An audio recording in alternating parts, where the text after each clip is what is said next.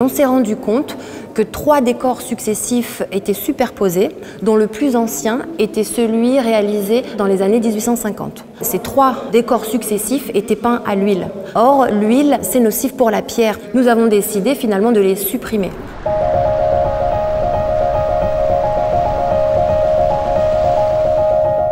Là, pour l'instant, l'intervention, elle est uniquement mécanique. On arrive en fait avec le microgommage à éclaircir comme ça. On ne peut pas chercher plus loin. En fait, la peinture est plus dure que la pierre. Sinon, l'autre solution, c'est chimiquement. Et le décalcement, c'est après, il faut beaucoup rincer derrière. Faire chauffer de l'eau, donc ici c'est assez compliqué. Oui, oui. Vachement rincer. Oui, c'est ça. C'est ça. Il faudrait multiplier les chantiers par 5. Bon, ça veut dire qu'il faut continuer à gratter. Voilà. Ça fait 3 mois qu'on est dans la chapelle en train de gratter. Tout avait été bouché avec les couches de peinture. Donc là, on essaie d'aller tout récupérer au plus profond, mais c'est pas facile d'accès et puis c'est bien accroché, quoi. Je sais pas si tu as vu le nombre de sculptures. L'intervention a été faite de façon très chirurgicale. Ça a été des longues semaines à nettoyer des zones. En fait, il faut s'armer de patience et d'huile de coude et puis le reste vient tout seul. Quand on finit une pièce ou une sculpture ou quoi, il y a quand même une grande satisfaction de l'équipe et personnelle aussi. Il y a une certaine énergie dans ce genre de monument, quoi. Une pierre, sa vie, quoi, c'est pas...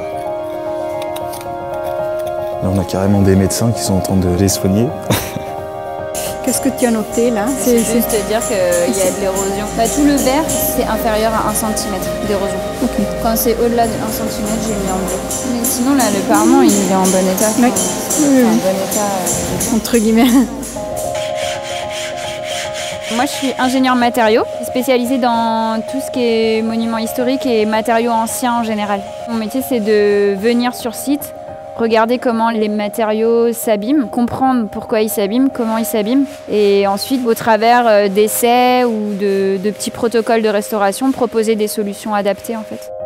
Je suis restauratrice de peinture et sculpture. Et donc là, on est dans une deuxième phase un peu plus expérimentale. On va faire des tests de joints, de ragréage sur certaines parties. Et après, on va revenir pour faire une évaluation après 1 an de vieillissement sur place. On voudrait plutôt avoir quelque chose de poreux qui puisse absorber les sels au lieu que ça se passe dans la pierre. C'est voilà. du joint sacrificiel. C'est du joint sacrificiel, voilà. Ouais. Et on a une 3e phase en fait où on mesure les conditions climatiques dans la chapelle. Donc on a placé 3 capteurs. L'objectif c'est de comprendre est-ce que vraiment la température et l'humidité relative ils ont un impact important sur les dégradations. Est-ce qu'il va falloir envisager de contrôler un peu l'environnement ou pas du tout? Je ne sais pas quand est-ce qu'on reviendra, mais c'est de l'ordre de l'année en fait. Effectivement déjà on aura un cycle de saison complet. Donc après on pourra extrapoler sur 1 an, savoir comment ça se passe.